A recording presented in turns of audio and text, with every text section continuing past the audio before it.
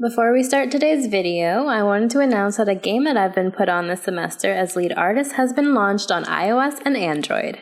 Merge Critters is a game where you merge cute little animals to become even more powerful animals in order to fend off the demon army. I'd really appreciate it if you gave it a try. Links in the description below. Now, on to the video. What's up, dears? Lehxra here. It's been a hot minute, but we're back with the letter. Now, last episode we met with the professor about the freaky stuff that's been going on. Ash got him some sugar. And I vowed to protect both him and Isabella at all costs. So let's continue. The cat's name is girrlllll. Or at least that's what his collar says. It's an odd name to give a cat, in my opinion. But it speaks grace much like the one that carries it. It shows in the way he swishes his tail and his eyes follow my hand's every movement. I'm not sure what he finds fascinating in me, to be honest. I wasn't the very picture of grace when he found me, after all. It was a bad idea carrying 2 heavy bags of newly bought art materials and groceries without help or a sure ride home. In hindsight, perhaps I shouldn't have bought all of these at the same time. I didn't even make it past the park. And now I'm suffering underneath the glaring afternoon sun, hunched up on a park bench and drenched in sweat, the company of a cat curiously watching my every movement. I hope it stays where it is. It's just a black cat, but back at home, they're considered ill omens. Hey, I have a black cat, and he is my precious child. Don't look at me like that. I can act graceful as well if I want to. Not that I've ever acted graceful in my life, of course. Growing up with rowdy younger brothers and a sister does that. Or maybe it's the opposite. Mommy used to call me a little troublemaker before. Well, graceful or not, there's no use moping. A short breather and then I'm off home. Besides, it isn't like the company's bad. Even if it's a cat, as long as it doesn't bite or crosses my path. Well, where's your owner anyway? She's coming. Probably. He has one, doesn't he? An owner? That's what the collar's for, isn't it? A bandage is wrapped on one of its paws, though. I wonder what happened to it. Did he run away? Well, if you don't have one, I won't be able to take you in. My apartment doesn't allow pets. I tried to bring one home before, a cat. Not black, of course. And Rebecca threw a fit before the landlady could. I take a small packet of sweets from one of the bags beside me and pop it open. As I'm about to put one in my mouth, he meows. My hand stops. Do you want one? Girl, no. He doesn't meow again as I'm expecting him to, but I take his unblinking gaze as a yes. Girl, no.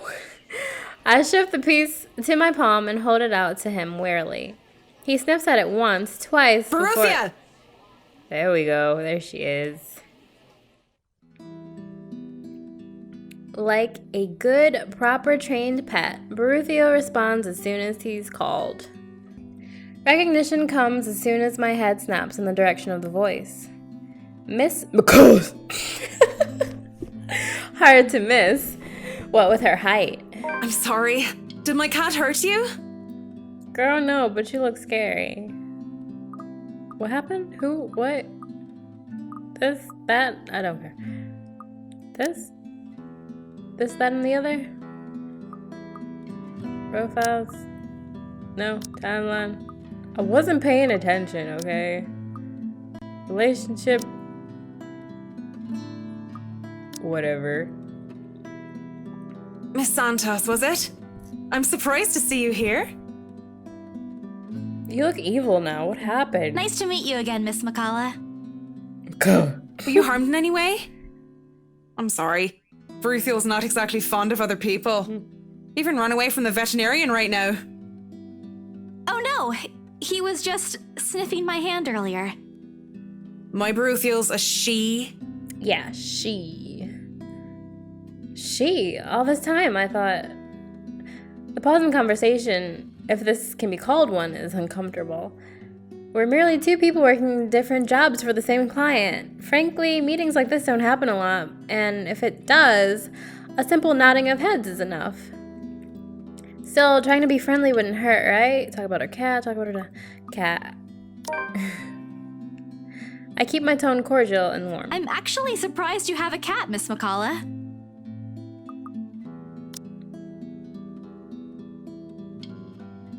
Wait, I got a negative from that? Oh, okay, whatever. A cat. And why exactly is that? There are a lot of people who have pets. Yeah, but not a black one. I'm amazed you're taking care of one. I don't understand what you're trying to get at. Is there a problem with my cat? Yeah, lady, like black cats. Like when I got my cat, my Sasuke, I never had a black cat before. And where was it? At the SPCA, the lady, one of the ladies there, she was like, yeah, black cats are actually like the sweetest. They're so sweet, they're so loving, and people give them like a bad name. So, yeah, black cats are nice. They're sweet babies. Mine's is a sweet baby. No, not at all. She's very sweet. Just in Yes. other cultures, aren't they a sign of bad luck? Back at home it is. My grandmother used to tell me stories about it, and Nothing has happened to me so far. displeasure is evident on her face. Ah, of course, I've forgotten that for other people, black cats are an omen of good luck. There you go again, running your mouth off, Isabella. I racked my brain for a way to remedy the situation, but she holds out a hand. This is a good place to stop and end this conversation, don't you think so? Oh my gosh, I'm so sorry. I just wanted to talk about cats. It is good to see you again, Santos. Dang, just straight up last name in me, dang. A complete dismissal, if I've ever heard one. I watch her as she leaves, though she stops shortly before crossing the threshold separating the park and the street. I broke the game. Oh, there it is. She faces me again, looking like there's something she has forgotten to say.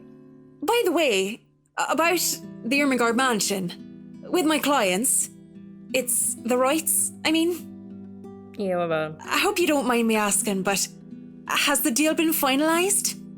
Yeah, I think so. There's still a few papers they need, but the house is more or less theirs now. Ah, thank you. That's all I needed to know. Wait, about the mansion. The letter. The same one they saw. Whoever she is, she's asking for help. Someone. I want to tell Miss McCullough that the urban legends aren't just legends anymore. They're real. She's not going to believe me. Don't mind me. I need to go too. Have a good day, Miss McCullough. I hasten to pick all the bags I've left on the bench and ran as far as my legs can take me. In that moment, what I'm carrying in my hands weighs far lighter than the overwhelming guilt trying to consume me. Home. I want to go home. Anywhere where I won't be reminded of the house. Of her. Of my own cowardice. Journal. Evening.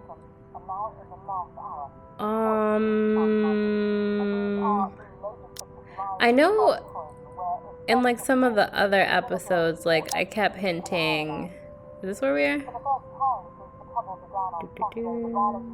Kitty cat. Small talk. Bye bye. I kept hinting at something happening to Isabella, and I hope it is not tonight.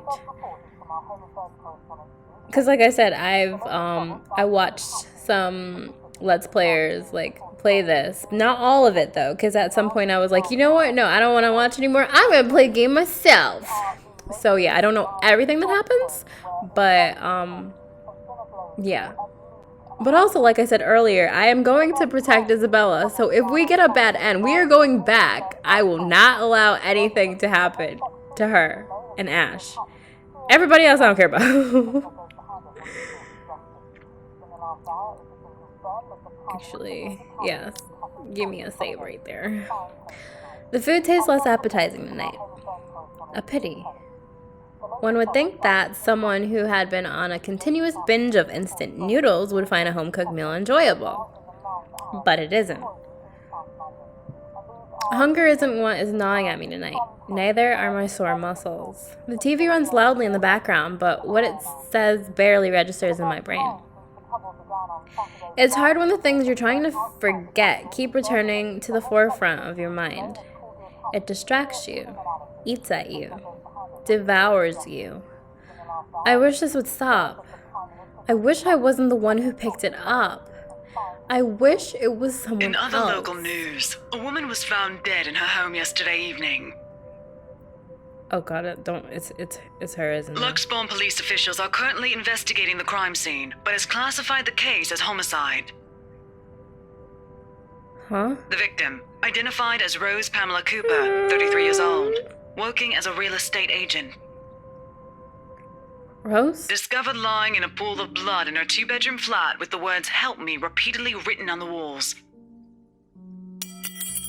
No. No. This isn't what I want. This isn't supposed to happen. None of this is supposed to happen. No one's supposed to die. Those are just stories, right? Legends? Well, that's what everyone has kept telling me. So why?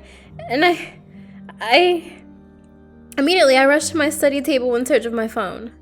My hand, cold from dread, clings tightly to it as soon as it touches its edges. A piece of folded paper, the letter, lying unassumingly beside it, flips to the floor when I pick up the device. But I pay it no mind. There are more important things. Right now, I need to call her. I need to call her. I was with her. I was just with her not too long ago and she was okay. No. It isn't Rose, I'm sure of it. I just talked to her and a sob escapes me and hot tears begin to blur my vision. One after another, they trickle down, weighed by the very same guilt I refuse to admit I've been carrying from the start. The same one I've been hiding from. The same one that has put the people I care about in danger. My hands shake as I navigate to Rose's number on my contacts list. She'll answer, right? That's what she always does. She'll pick it up and tell me to turn down the waterworks and call me a wuss afterwards. Please answer, Rose. Again and again, I dial. Whispering. Praying. Come on, pleading. Rose. Don't do this to me. Please pick up. I know you're there, Rose. You're not dead. Please tell me you're not. This adds to the series of deaths and disappearances that has plagued Luxbourne in the recent years. The authorities are currently looking at a possible link with the notorious Anselm Butcher case. The TV runs loudly in the background. A deafening static sounds from my phone's speakers. But in my ears I can only hear the screams, her pleas, her whispers.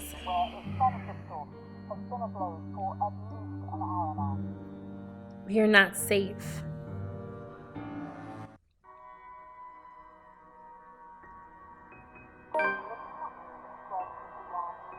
Journey.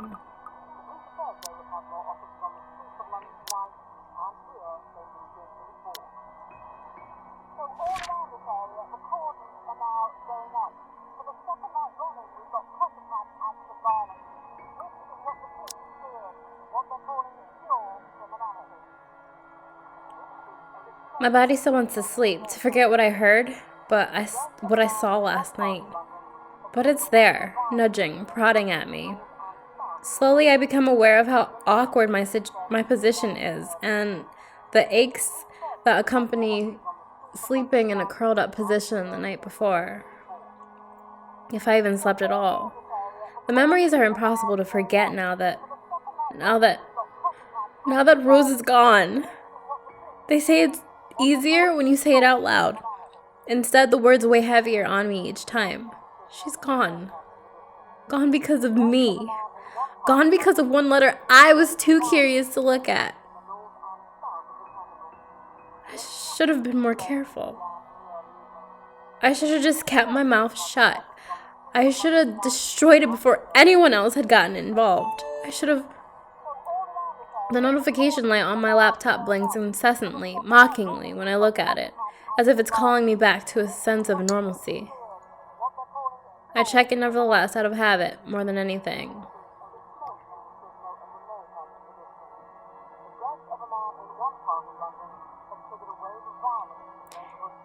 If this were one of those typical days, I'd happily comply and get myself to our office. Today my limbs just feel heavy.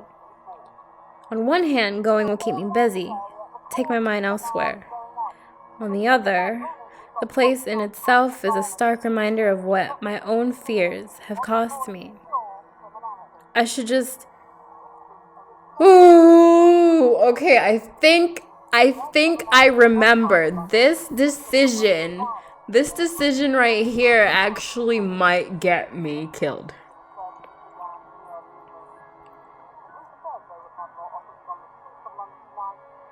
I think. If I remember, like, my memory is super hazy, so I might be wrong, but I think this decision gets me killed. It could get me killed. So I think either way actually could get me killed. But I think if I remember correctly, going to work, I can avoid it. But I might still die. If I remember correctly, I might just be speaking nonsense. Moping won't get me anywhere. This is just like one of those things, isn't it?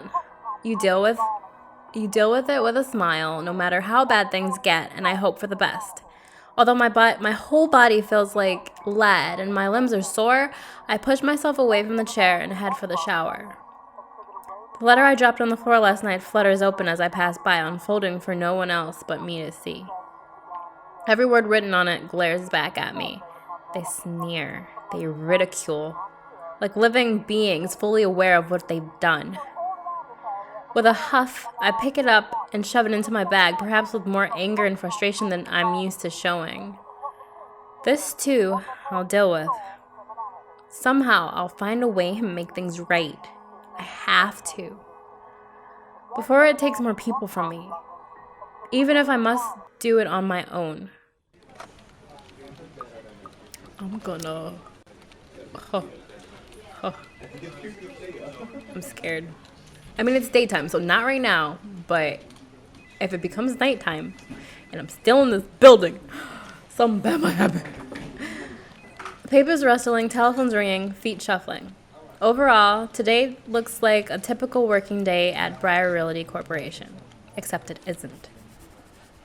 The air is thick with tension and unspoken questions. No doubt everyone present has already heard about Rose.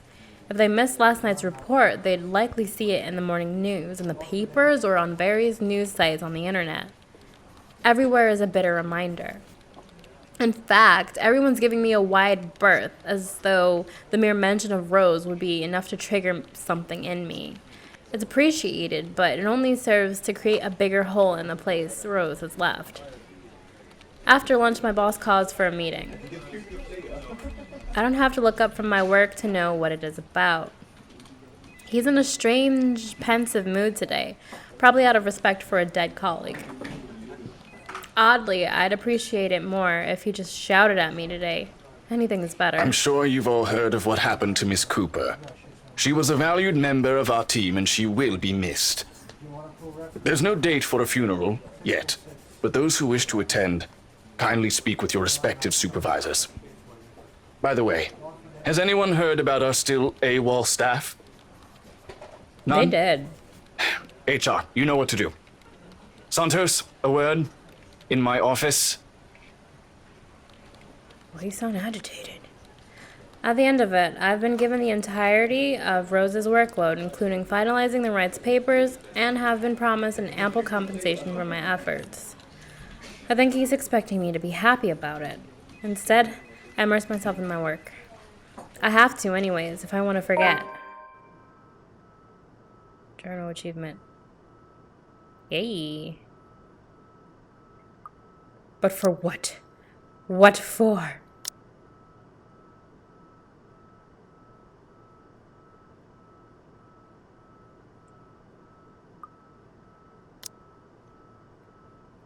Time flies when you do, and by the time I give notice, it's already late.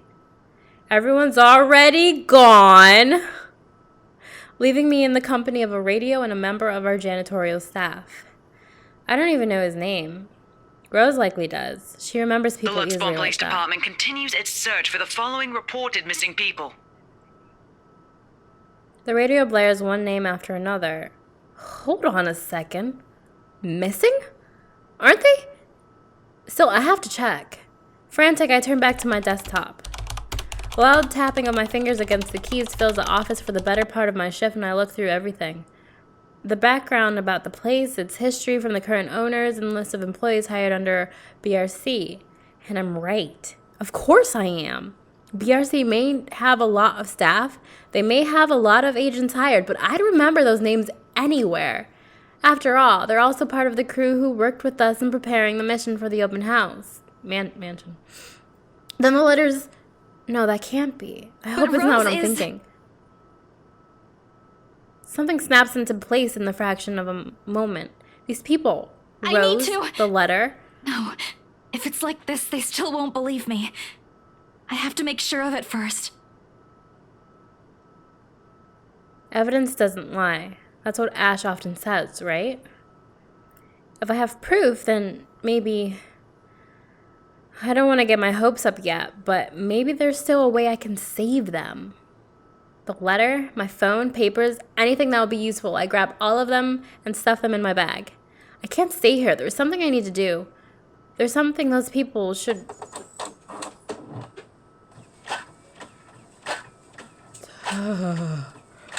The noise cut sharply through the room, stopping my hand short of cramming a pen into my bag. Hello? Anyone there? Someone must have left their printer open again. I may be in a hurry, but if I don't turn it off, another person's probably going to have a fit tomorrow over wasted company resources.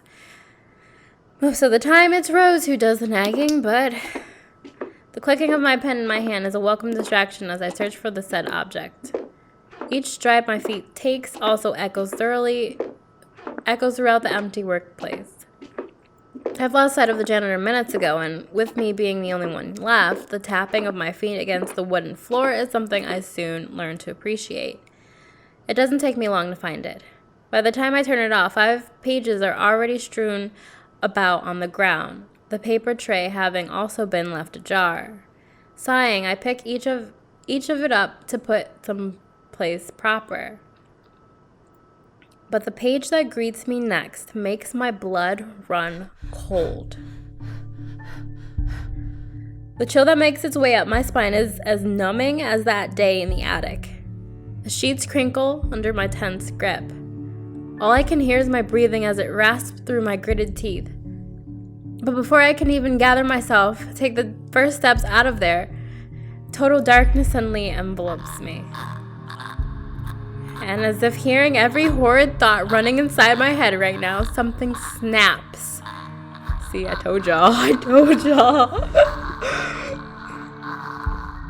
A soft creak grating through the thin veil of stillness that has descended in the room. Every muscle, every bone in my body goes rigid at the sound. Familiar. So familiar now. Yet my own traitorous curiosity still presses me to take a careful peek over the cubicle's wall. It's her, standing in the only exit of the office, albeit facing away from me. She doesn't even need to turn around for me to know it's the same misshapen face, tattered clothes, and unsightly gait. The same person in the attic. I take a step back. The pen I'm holding slips from my hand and her entire head turns. Holy crap!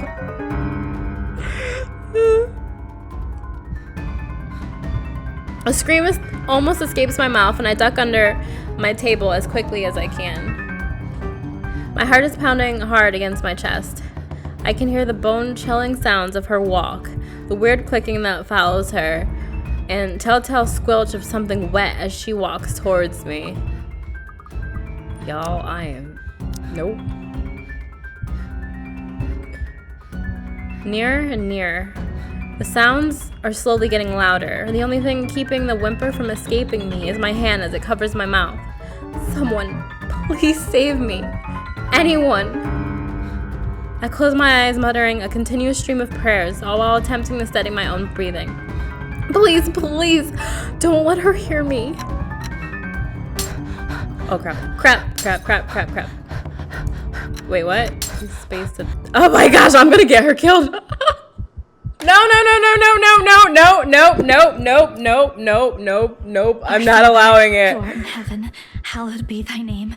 Thy kingdom come, thy will be done, on earth as it is in heaven. I'm not good at QuickTime things. I'm loading that back up. I'm not allowing that to happen. Give us this day our daily bread, and forgive us our trespasses, as we forgive those who trespass against us. And lead us not into temptation, but deliver us from evil. Amen. When the last lines of my prayer have left me, all that remains is a hush. I don't even know if I should let it happen. You know what? I said I vowed, so you know what? I'm not letting it happen.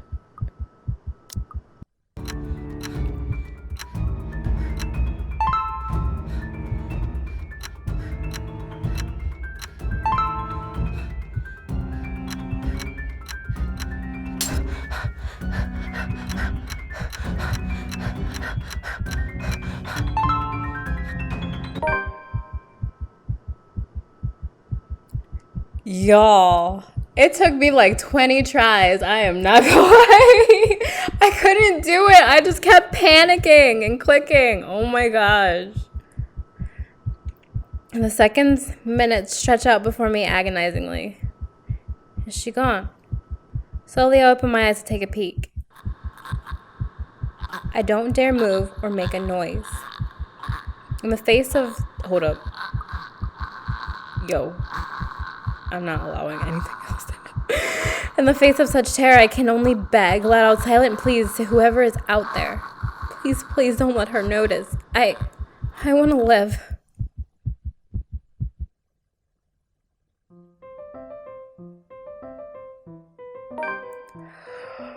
Oh! Isabella, girl! Girl, you basically died. You basically died. The first 10, 15, 20, however many times. I killed you that many times. But I didn't allow it to really happen. You are alive. You're alive. You are alive, Isabella. You are not dead. You are alive. Now we're with Miss Hannah. Okay, y'all. Yo, that was so intense. I can't even right now. That was so intense. I want to cry. Oh. But yeah, that'll be it for today for the letter. Y'all, please like, comment, subscribe, turn on the notification bell. I almost had a heart attack, y'all. Help. Okay, dears. I hope you have a lovely day, and I shall see you again sometime soon. Bye-bye.